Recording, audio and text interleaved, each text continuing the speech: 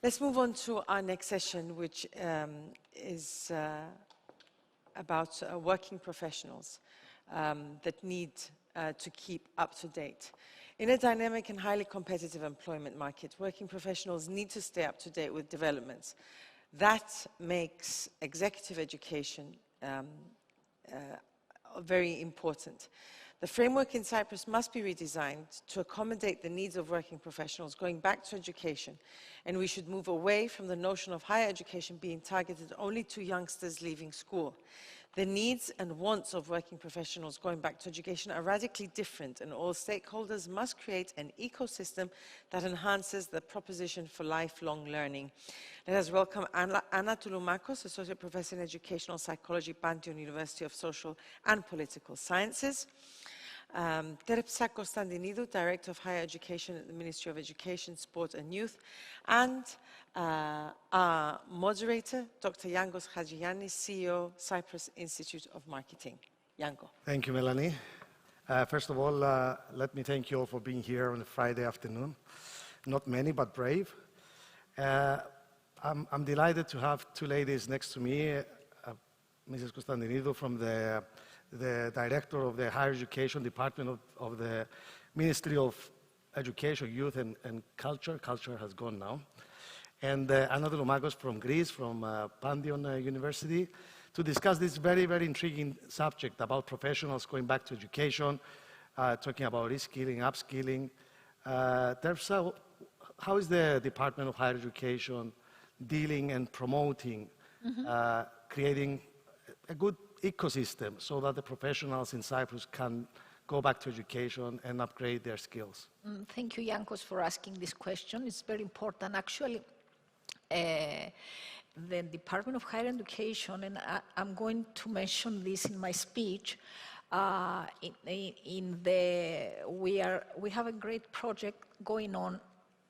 We're going to start it, has already started. It's within the resilience plan of the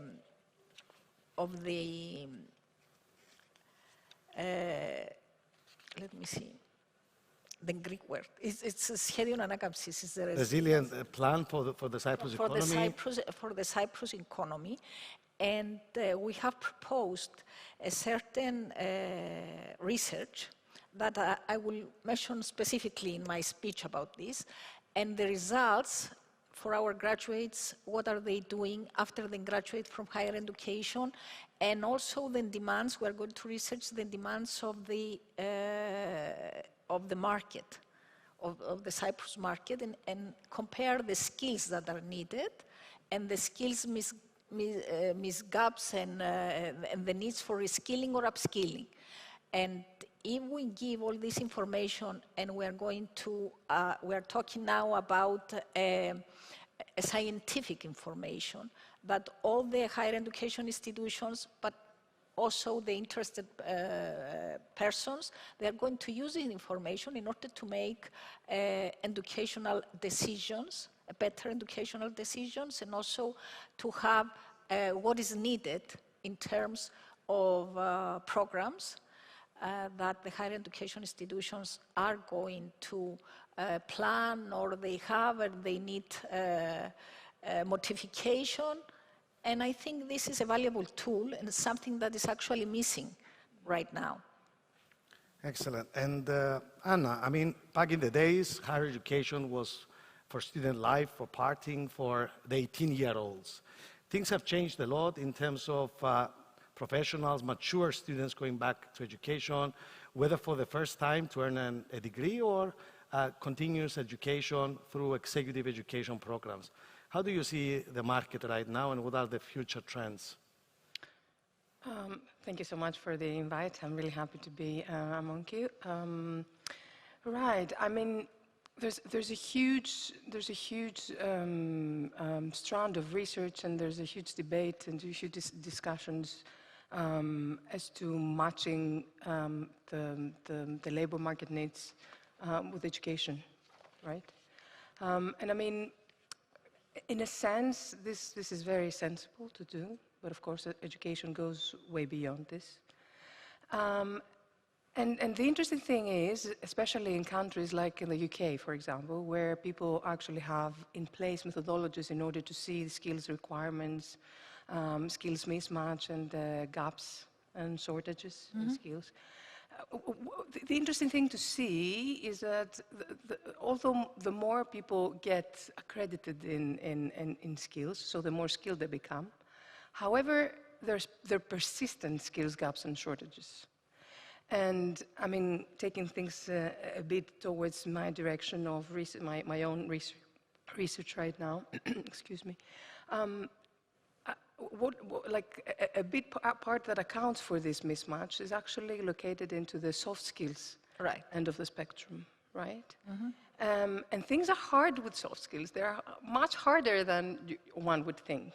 And this is because mainly soft skills are about behaviors, right? It's how, like, we interact with each other, and there's a lot of intersubjectivity in all that. So they're very hard to train. So there's a very big strand of research, actually, that is dedicated on how to help people upskill and reskill the labor market, and people that are going back to the higher education, or they are right now in the higher education system, trying to get ready for that. So, I mean, I don't know whether we're going to go on rounds, but I mean, my take is that there are a lot to take into consideration when discussing, and this is my own interest, very specific interest in designing programs that can actually help people inject the right skills into the labor market, right? So into the design, there are issues to be considered, such as the nomenclature. So, for example, we talk about sets of different skills, but different people mean different things when they refer to the same skills, right? Also, we talk about skills, especially in the soft skills end, but some of the stuff that we're looking to see into the people actually go beyond skills. Their qualities, their predispositions, there are things that you don't necessarily train the typical way or through typical programs. So there are huge challenges to overcome when thinking of how you can have some programs that can help people be job relevant and market relevant, if that sums it up. Yes. Terpsa, how is the Department of Higher Education ensuring that Cyprus is providing the opportunity to professionals in collaboration with other stakeholders like the Human Resource Development Authority to create an environment where it is easy to access, whether it be short courses or even academic programs? How is the Higher Education Department addressing this in order to provide opportunities to the professionals to go back to education? What we have concluded until now, and we know from different research that we've done, is that there is a gap in the skills, between the skills that our students have learned in higher education and the skills that are needed from the market. Therefore, what I said, our project, which started right now, is to do the research in terms of those that they graduated in 5 years period, let's say. And we will see what are they doing right now, and at the same time, compare to the programs of their study what skills they have acquired, and at the same what they think that they have acquired. And at the same time, we will research the market, the work market, the Cyprus work market. And at the same time, the department is participating at the Eurograduate study, which is the same study in the European level. Therefore, we will have a we will compare the results with other European countries. When we see that, we will give this information, we hope to give this information to the higher education institutions, to other ministries, to the Human Resource Authority of Cyprus, in order for them to make some changes in their programs, in the programs that they already offer, or to offer a new short-term courses or programs for reskilling and upskilling according to the needs that we are going to define. Therefore, for the first time, we will have scientific knowledge of what's going on and what is needed. And then the universities and the higher education institutions, of course, and I agree with what you said, that the soft skills is harder to train. And the universities are going to need this information in order to give emphasis to their programs and do the right study in order to give what is needed by the work market. But another thing that we are going to emphasize, and it's now a trend in the European Union, is the micro-credentials.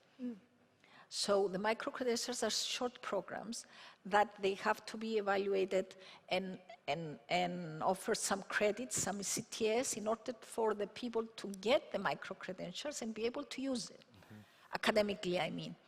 So this is another area that the Department of Higher Education is specializing. It's not specializing, it's giving emphasis. And we are participating in the European committee, different, we are going and we see what is going at the European level, and at the same time, we will see here how we are going to implement these micro-credentials. Maybe we have them, but the problem is how to evaluate the programs, to assess them, and give credits for this program. And I think it's very important for the department to be able to pass on information to the providers so they know where things stand, and also to compare with the EU and be able to see exactly where Cyprus is and where Cyprus should go. And this will be an ongoing research. They will have the results every year. So that's very important. Anna, I mean, how important is the first degree or a master's of a student? Because we've seen a lot in the last 20 years, I would say, students getting a degree in history, and on the way they realize that, you know, the market wants something else. So the old conception of being tied to the first degree has changed a lot. People are more flexible, recruiters are more flexible, so they see the potential in employers. They might not have the right skills when they recruit them, but they see the potential and they build through especially in bigger organizations. How important is to select the right degree, and you know how crucial it is for the career? Because there are many examples who might not, a student might not have realized at the age of 18 or 19 the real market needs, but at 30 or 35, after him exploring the market, he or she has a better understanding. It's a very interesting question. Actually, I was thinking, as Terpsa was describing the project, that this is very common. As you mentioned in another discussion we had, we live in a very changing and dynamic environment, the labor market especially, which means that, you know, one of these things, one of these qualities that I was describing before, that the people going into the labor market need to have, is actually being able to adapt to what's going on, to just be able to be resilient in changes, to be able to, you know, just to excel and to work with very diverse environments, and, you know, for example, and things they cannot foresee. Take the pandemic, for example, right? It changed the way we did everything in our jobs. So in my mind, the first degree actually gives you a very good background, and a very good background, and a very, you know, and a solid way of thinking as a scientist. And I had an interesting discussion with a good friend of mine right before I came here today about, you know, she was recruiting people, because she's working as a consultant in a very big consulting firm right now. And she was just saying that, you know, the CVs and just looking at the credentials and the qualifications is important, but at the end of the day is and psychometrics play their role, of course, but at the end of the day, coming and having a discussion with a person in person makes a difference, right? So that's why, like, in my mind, the softer end of the skills makes a difference. So it's good, like, people study, and as they progress, they see that, their studies are not necessarily exactly what they want, where they wanted to go, and they can make amends, and they can amend what they have studied. But at the end of the day, is all other things that make the difference in being successful and being able to progress and be happy professionally. So I think that we should not fixate into what exactly degrees one should do, but rather into in creating like a profile. That's why the adaptability skill is very important. Exactly. And when you go on, as you go on, as you learn, and also you learn yourself as well. Right. The ability to change and adapt to the different things that are going on in terms of your personality, the things you want, the way of your thinking at that point of view, but through experience, at that point of time, it's very important. Very important. Through experience, we'll transform ourselves, right? And we see ourselves very differently as professionals, as who we are. So this is very important, of course. But we're having a project right now. This is University of Cyprus, University of Crete. I work for them, and Spain and the Netherlands, on how to select and train for soft skills in higher education. And we held some focus groups with people that had different important relations with soft skills and skills in general. So people from employers and policymakers, etc. And the important thing they said is that, listen, degrees are very important, and as we said, they provide the basis for tomorrow's graduates. However, being able to marry theory with real-life experience, not simulations, not experiential learning, not workshops per se, but actual practical experience through internships, but at the same time marry this experience with training on these skills, this makes a whole difference, right? Yeah. And this is how we are going to face all these changes, the rapid changes. We have the technological rapid changes in terms of the world right now. We will be unable to predict what exactly we are going somebody has to do in order to find a job in 10 years, in 3 years, like it was long ago. So right now, we need these things in order to be able to change and have shape in a way. Shape, yes. Right. I fully agree, and I would say that I'm always delighted when I see people who are maybe in their 40s or 50s coming back for a second degree.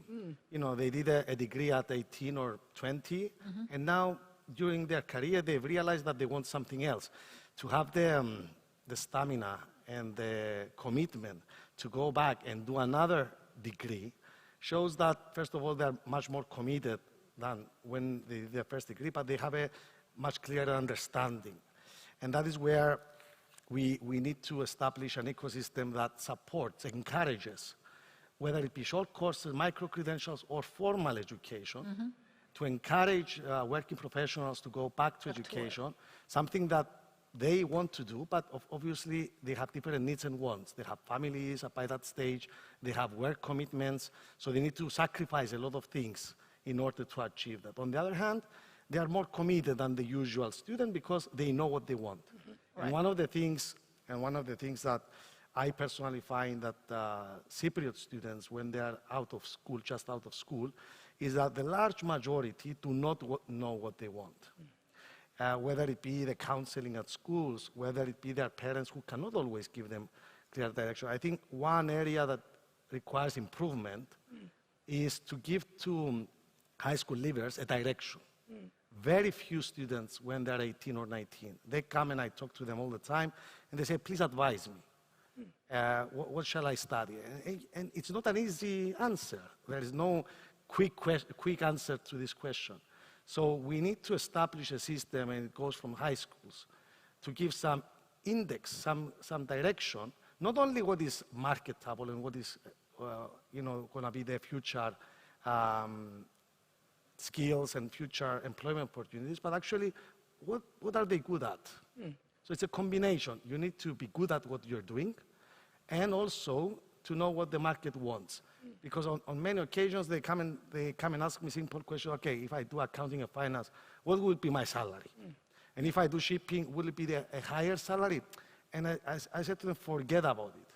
See what you are best at, see what your skills are, and if you are good at it, you're going to have a good career. If you have some passion about it and you have some devotion. And I think there is a clear gap in Cyprus and the high schools of giving some sense of direction. Guidance, yeah. What is your experience, Anna, from Greece? I mean, there are two aspects into it. The first is that career guidance is a sector that, and an area where now I don't know whether in Cyprus is exactly like that, but in Greece, we're now pushing towards this direction so that the children actually can have some access to some, because career guidance is basically information and understanding yourself, right? At 16 and at 17, right? But I think a very central thing is what you've mentioned earlier, lifelong learning, and a mentality of lifelong learning, a mentality that wherever you go and whatever you do now, things might change down the road, and you might need to just reposition yourself. And repositioning typically sometimes means going back to reskill in a way. Yeah. So I think the whole school mentality and the way we guide our children when they're 16 should embed this element of, a dynamic world and a dynamic labor that changes and that will probably require, as the research shows, children changing jobs 7 times during their careers, right? Yeah. So I think all these things should be... And especially the fact that people live longer, so they work longer. Exactly. Or the fact that, you start a career at 22, 23, and you can work until 70, that's almost 50 years. Right. So it goes without saying that you will need some upskilling and reskilling. And perhaps you need to change direction if you are stuck, your career is stuck at some point. And that's where, the government and the stakeholders and the private providers should all work together. And that's why we need, if we have lifelong learning, we need the lifelong guidance as well. Exactly. And it is something that we need to face, to face and do some things on this.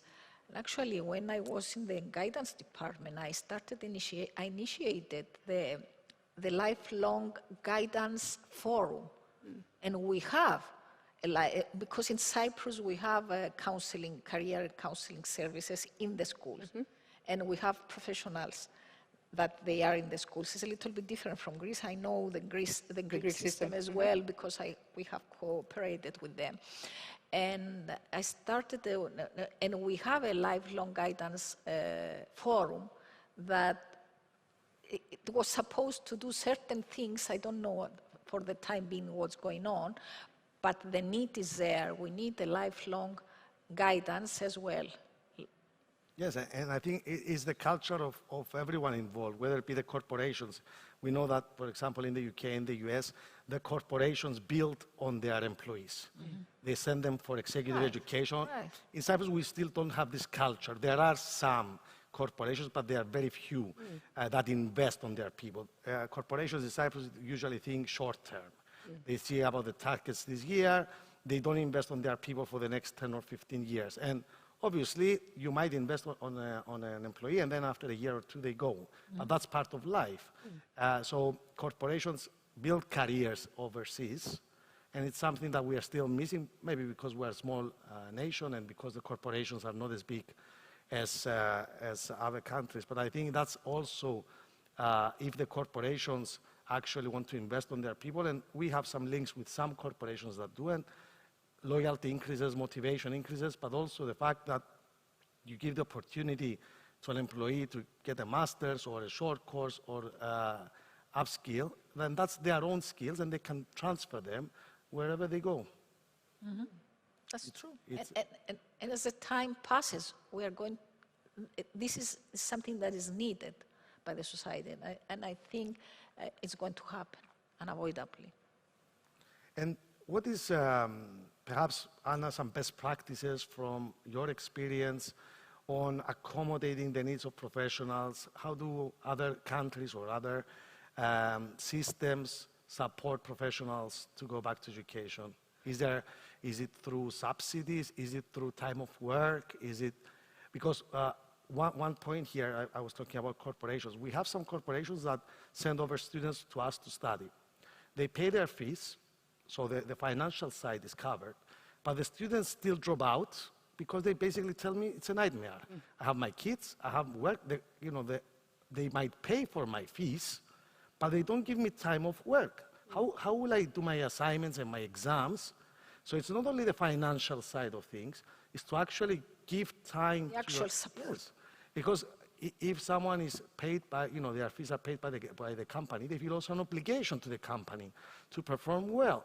So how, if you do not provide sufficient time, because the free time that they use is not enough, they need to spend time of work and of their families to commit. It's not a short course for 1 week, but it's a long-term project. I think what you're saying is an interesting point, because investment does not mean money. Investment and invest in people actually goes way beyond this. And I have an example from an experience I had with Rolls-Royce at some point, where I worked as part of my PhD for a while there. And they have a phenomenal education center at Rolls-Royce. And what they have done is, I found this really, really top. They've created a program where they put social corporate responsibility and needs for training together. So, for example, if they've identified that some of their employees they need to work as team leaders, but they lack leadership skills, for example, right?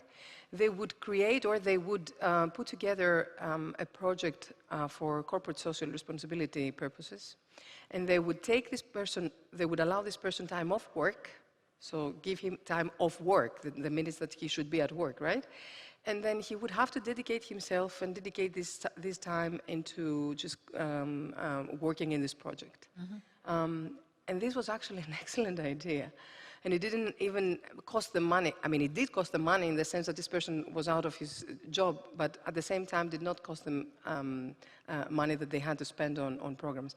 So I'm sure if people think out of the box and if people are creative, they can find very interesting ways to do that. And as you said, there are different practices that can be applied. I mean, subsidies are a very good example. The lifelong learning mentality is a way forward, and lifelong learning mentality means having in place policies to support going back to school and going back to training. Thank you to both. We're almost done with time. Any closing remarks, Anna, Terpsa? No, please go ahead.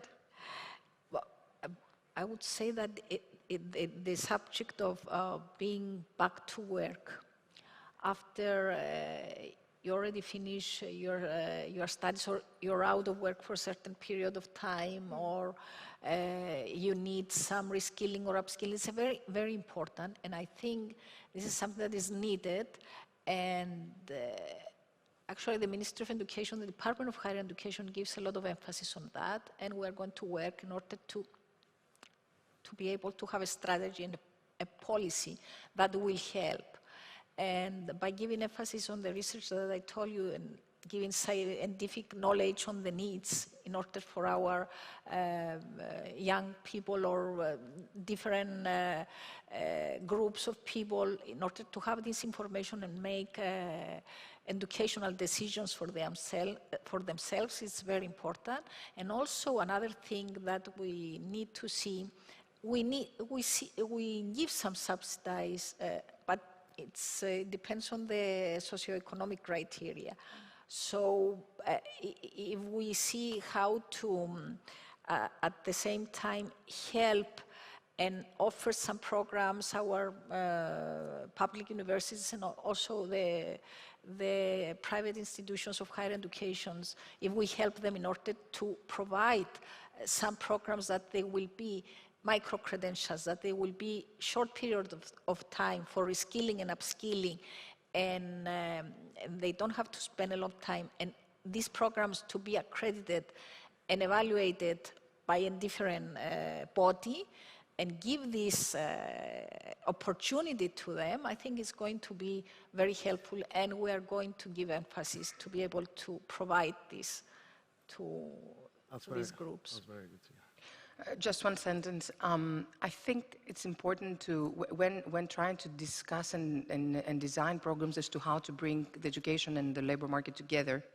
maybe it's worth exploring, instead of what are the skills requirements and skills gaps and shortages, maybe, term it in terms of skills, maybe it's worth exploring what are the qualities and the characteristics of the people who succeed, because you will never be able to keep up with the pace of the labor market, right? This is a lost game, basically. So Should be included. They will True. go together. I agree. On that note, and I think we're perfect with time, thank you both. It was a very fruitful and pleasant conversation, and I wish you good luck with the project of the Minister of Education. We will need your help as well. And of course, to disseminate the Yes, information yes. in the best possible way. Thank you all for attending this session. Thank you. Thank you, Yangos. Punctual as always. Thank you very much.